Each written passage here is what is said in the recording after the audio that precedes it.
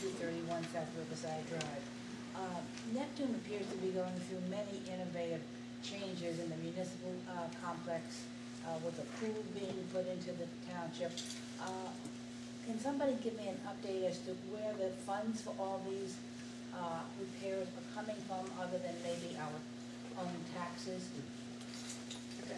So you're talking about the repairs to the municipal facility, and then who you has asked deemed about them necessary? the pool. Why are they being done? Why does Neptune have this pool that many other towns do not have? Okay. We'll start on this side first. As I understand it, the cost of the pool was $12 million, and we're not even going to go there because the structure, the pool, it's almost complete. Last I heard, the grand opening day was January 16th. And I have to share with you that I am a swimmer, and I was very excited when I read in the coaster that they were looking for volunteers from the community to serve on the pool board.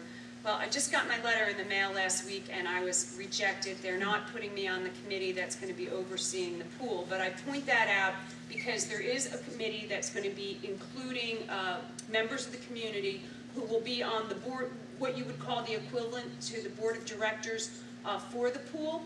And the concept that we're dealing with here is that through providing membership, renting out the pool, renting out the facility, that hopefully that will offset the cost of the pool.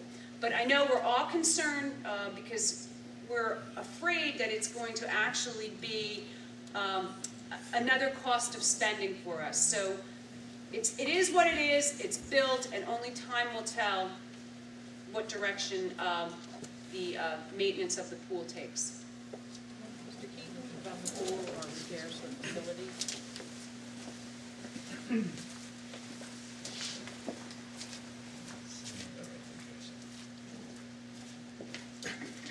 The expenditures on the public building, on the township building, I don't have a specific answer for you. I'm sorry. I don't know where that money exactly came from or how it was appropriated or approved, so I can't speak to that issue.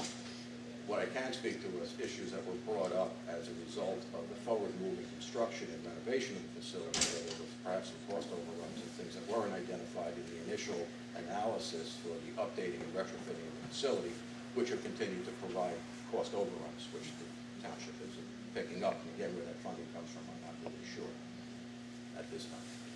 As far as the pool is concerned, you know, we talk about an asset for recreation for the citizens of the community. I have to ask that with the budgets being the way they are, I mean, the school budget here was defeated. You know, we didn't even talk about that yet, okay? But yet, we find money for other things.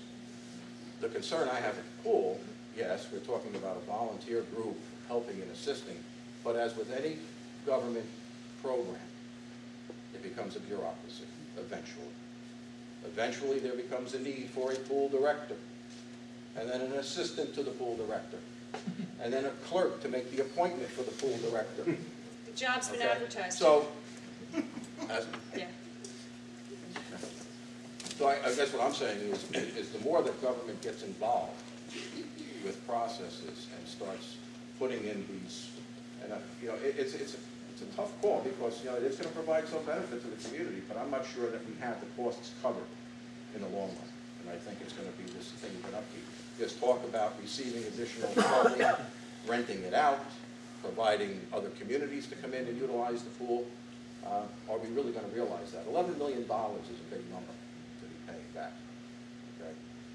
Currently, we have $27 million in bonds that the township owes money on, at about 3 to 4%.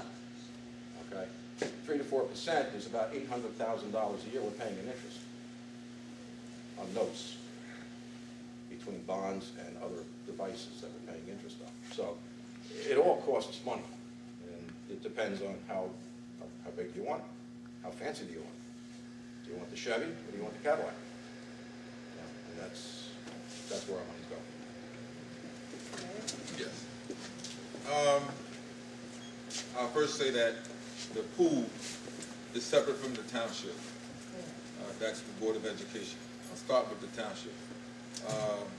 Previous administration believe it was started there or before then, to renovate the municipal building.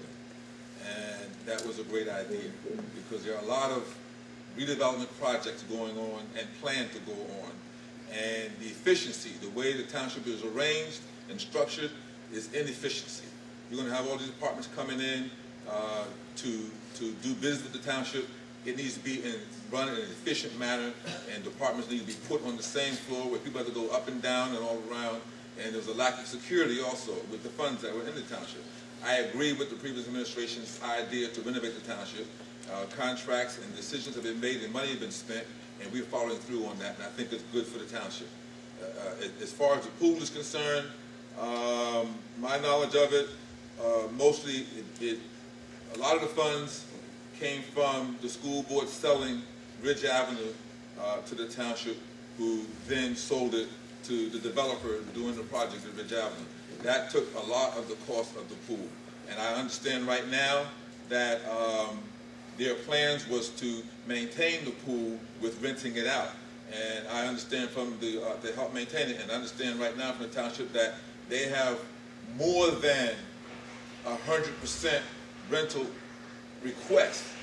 You know, of course, I'm not going to agree with they do that, because the community needs to use that pool also. So we're going to make sure that the community gets a chance to use it, but just to make the point that that pool can be rented completely out day one if they wanted to. So, and that would help pay the maintenance costs for that pool. Okay. Deputy Mayor? And the pool is part of the Abbott program. It came in with the redesign of the high school with the Abbott program. The majority of the costs have been associated with the Abbott program. And clearly the school district is looking to sustain that once the Abbott funding ends by rentals and other means. And as someone with a degenerative joint disease, of course I would love water aerobics in this town. I'm not so sure I'd like it at the price we're getting it at.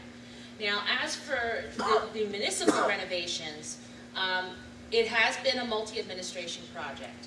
We have run into some issues where, unfortunately, we had an engineer miss an entire HVAC unit on the top of the building, just kind of forgot it was there. Then we had another firm that did not use the proper standards to test for lead and asbestos in the building, which has caused us to go back and have to remediate some of that, mainly in the mastic underneath the floor tiles, particularly in the restrooms, and the lead glazing on the windows in the police department. We had several mandates come down from on high, meaning the federal government and the state government, as to how we had to maintain areas that contain cash in our tax department, because some people do come in and pay their taxes in cash. I didn't know Mr. Moneybags lived in Neptune. I've never seen it myself, but they do come in with cash. And we also had a mandate after the Georgia court shootings that we had to increase our court security. We have received some grants to offset that, but it has not offset the majority of the cost, and sadly we do have to pick that up. We have passed a resolution against unfunded mandates. Are they ever going to end? I don't think so. Thank you.